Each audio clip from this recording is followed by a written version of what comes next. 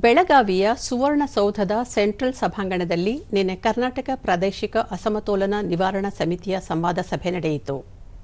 ಸಂವಾದದಲ್ಲಿ ಶಾಸಕ ವಿಠಲ ಹಲಗೇಕರ, ಜಿಲ್ಲಾಧಿಕಾರಿ ಮೊಹಮ್ಮದ್ ರೋಷನ್, ಪ್ರಾದೇಶಿಕ ಆಯುಕ್ತ ಸಂಜಯ ಶೆಟ್ಟಣ್ಣನವರ ಸೇರಿದಂತೆ ಇನ್ನಿತರರು ಉಪಸ್ಥಿತರಿದ್ದರು.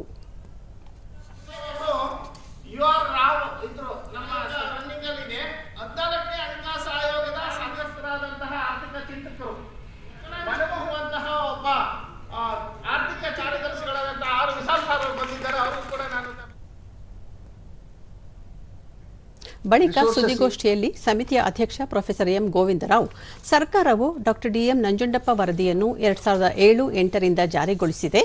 ಇಂದಿನ ಪರಿಸ್ಥಿತಿಗೆ ಅನುಗುಣವಾಗಿ ವರದಿ ಪುನರ್ ಪರಿಶೀಲನೆ ಮಾಡುವ ಅಗತ್ಯವಿದೆ. ಸದ್ಯದ ಮಾನವ ಅಭಿವೃದ್ಧಿ ಸೂಚ್ಯಂಕ ಆಧರಿಸಿ ಹೊಸ ಮಾರ್ಗಸೂಚಿಗಳನ್ನು ರೂಪಿಸಬೇಕಾಗಿದೆ ಎಂದು ತಿಳಿಸಿದರು.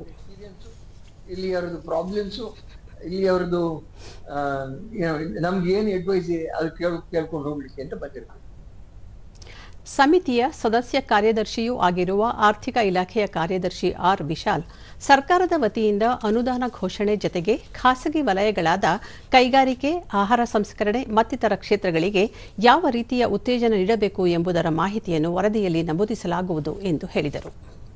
ಪ್ರಯತ್ನ ಇದೆ, ಯಾಕೆ ಚಾಲೆಂಜಸ್ ಇತ್ತು ಅದು ಮಾಡೋದು. ಎರಡನೇದು, ಇನ್ನೂ ಪರಿಣಾಮಕಾರಿ ಮಾಡ್ಬೇಕಂತ ಹೇಳಿದ್ರೆ ಮುಂದೆ ಹೇಗೆ ನಾವು ವ್ಯವಸ್ಥಿತವಾಗಿ ಮಾಡ್ಬೇಕು, ಅದರದ್ದು ನಮ್ದು ಮ್ಯಾಂಡೇಟ್.